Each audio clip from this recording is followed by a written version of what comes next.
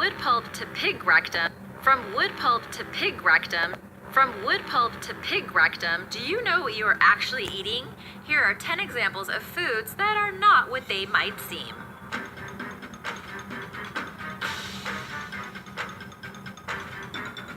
Number 10, prime meat. The prime cut meats that smaller restaurants and corporations sell are one of the biggest complaints that high-end chefs and physicians make.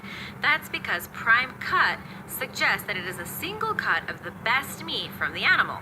But this isn't the case in many restaurants. Actually, what if I told you they chop up all the leftover meat and glue it back together? Does the word transglutaminase ring a bell? This is the name for the meat glue they use to glue the low-quality meat back together to make you think that you're getting a full piece. This is more than a lie. This is just disgusting. Besides the fact that it is using the worst tiny cuts of meat, it's made from ammonia, the stuff used in fertilizers and oven cleaners. They try to fight back by claiming it kills E. coli, which should not be something we should be worried about being on meat anyway.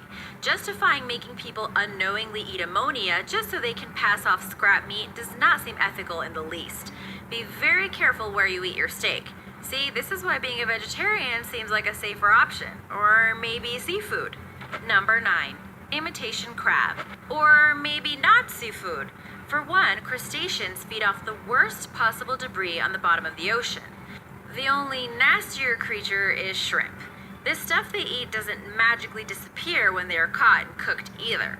There's still stuff in it that we eat secondhand. Nevertheless, it's expensive to buy fresh crab and shrimp, but you can get crab cakes and other delicacies at the grocery store for a pretty good price. Why? It's usually because it's fake, under the guise of imitation crab meat. Imitation crab meat is made from the remains of other fish that are mushed together and injected into a mold. They mince and mince random fish, whatever they can get their hands on, until it turns into the same texture as crab. It is then created into a paste that is frozen and then shaved into crab-like flakes. To make it taste like crab, they just add flavor and paint it to look like crab. So, next time you go for some cheap crab, remember that it's probably beaten, frozen, shaved, and painted fish remains. I kind of like imitation crab, but I'm not really a fan of this process. But it still tastes good, so if you're okay with this, then go right ahead. Number 8, Parmesan cheese. Parmesan cheese is delicious, especially real, authentic Parmesan cheese. But did you know that companies will usually lie about what's in Parmesan? The FDA regulations make it legal to sell fake Parmesan cheese. This is some scary stuff. There are 2 huge deal breakers with Parmesan. One is grated Parmesan in the shaker. Most of the time, cellulose and mold inhibitor chemicals are added so it won't clump. Cellulose, not cellulite, that's just an after effect. Cellulose comes from ground up wood pulp and is considered harmless and organic matter. They usually add 2 to 4% cellulose, but the FDA doesn't restrict it. In fact, some has been proven to carry 20% cellulose. That's a lot of cellulose on your pasta. The saddest part is this is just allowed in the United States. Parmesan cheese legally means the kind of cheese that comes from Parma, Italy. But in the US, you can call it Parmesan when it's just dehydrated, grated mozzarella. This is like the Kobe beef of cheeses. Most of the time when you get Parmesan, it's not Parmesan. It's cellulose and a mixture of cheap cheeses. Darn it. Number 7, egg substitute. This one is a little different. No one knows what it is, but many believe that it's a great substitute for people with egg allergies. But really, it's still just eggs. They take mostly egg whites, fresh, frozen, or powdered, and add other ingredients. But not much. They actually just contain 99% egg whites. There's not actually much substituting going on. It might be easier for people who don't want to go to the trouble dealing with eggshells and yolks slipping everywhere, etc. In reality, it is called egg substitute because of that 1% that's just artificial coloring, salt, onion powder, and who knows what else. Why? Why would they just flavor egg whites? Egg substitute is kind of misleading and should be for people with egg allergies who need a substitute. It shouldn't be just eggs. Maybe it's substituting something else. Is it the bottle substituting for the shell? Bottom line is, this isn't egg substitute. It's usually just expensive eggs. Number 6, Artificial calamari. This is said to be an urban legend, and all legends stem from some element of truth, no matter how small. This may or may not be true, but it is interesting enough to share. It focuses on imitation calamari.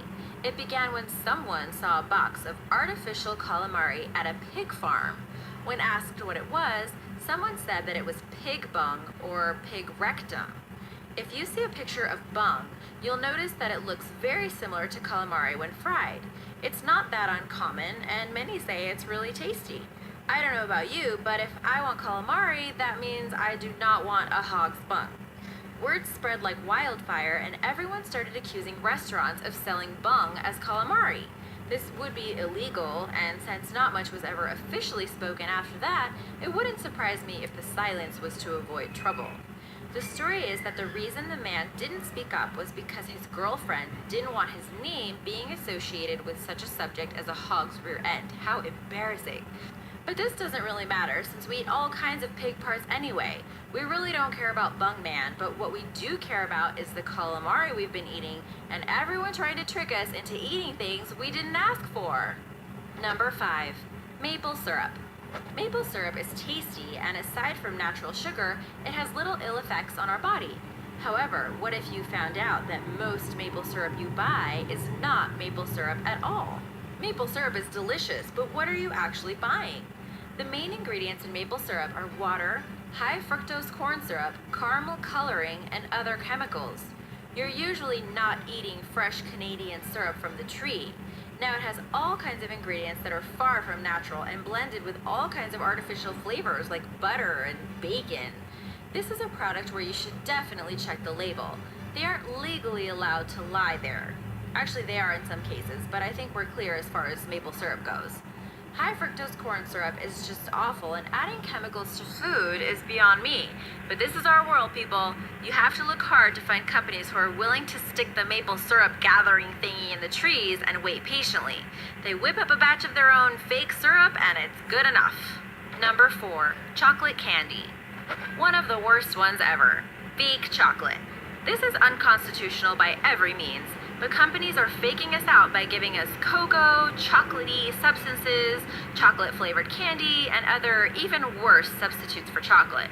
Now, you may not know the difference between cocoa and chocolate, but the FDA knows the difference.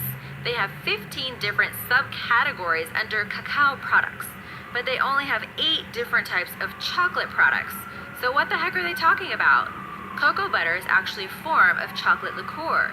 It is the fatty part of the cacao bean, and it's also what white chocolate is made out of. But there is no cocoa powder or cocoa solids in it.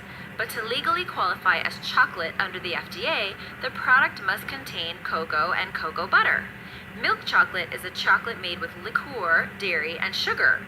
If you want to know if something is real chocolate, then it must say chocolate liqueur, cocoa, and cocoa butter. Others will just have vegetable oil and cocoa. Real chocolate uses cocoa butter as its oil, so that's how you know you are eating the real thing.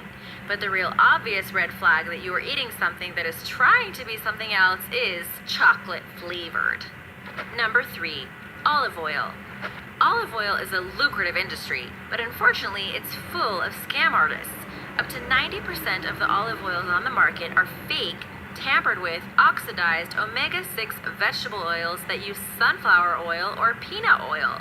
There are even some Italian imports that are fake, which is a shame considering all of the pure olive oil in Italy, which many times actually comes from Spain and then is rebottled as Italian, so you don't even know what you're getting anymore. Olive oil doesn't have a long shelf life, and it's a lot more expensive to make and harvest than peanut oil, so substitutes are often used to save money. This is especially true when imports are shipped, as the boat ride can cut the shelf life in half. An unknown danger from these fake olive oils is allergies. People with sunflower oil or peanut allergies would never think that their olive oil would kill them. These fake olive oils can be found in restaurants and grocery stores labeled olive oil. It's hard to spot the real stuff, but legend says if you get just one taste of the real stuff, you'll never be able to taste another drop of the fake stuff without cringing. This is a product worth splurging on to get the real thing. Number 2, fish. The most common fraud as far as fish is concerned is the blatant lie that the fish is wild and freshly caught when it was definitely farmed, which is okay if you're supporting sustainability, but another thing is just the lie as to what kind of fish you're being sold. Red snapper is one of the most expensive fish that you can buy. It tastes great and is caught in the wild, but most of the time the red snapper you order isn't red snapper. Most likely it's tilapia imported for a cheap save. Studies show that 9 out of 10 times red snapper sellers are lying. There's only one way to avoid this: buy locally.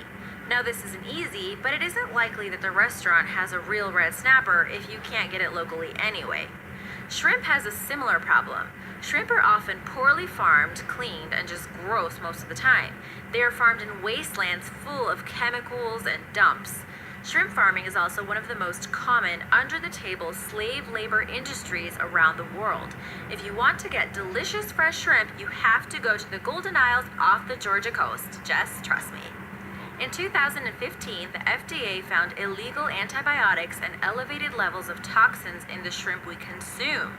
Now, this doesn't mean never eat shrimp again, because I personally love shrimp. Just remember that not all shrimp is clean. Number 1. That not all shrimp is clean. Number 1, American cheese. You knew this was coming. Let's focus on American cheese.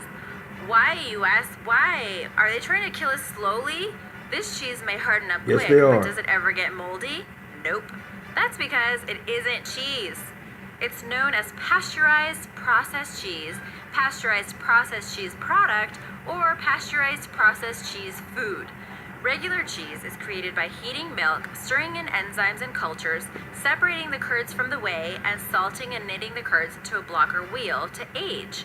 But American cheese is made by mixing together random leftover cheeses.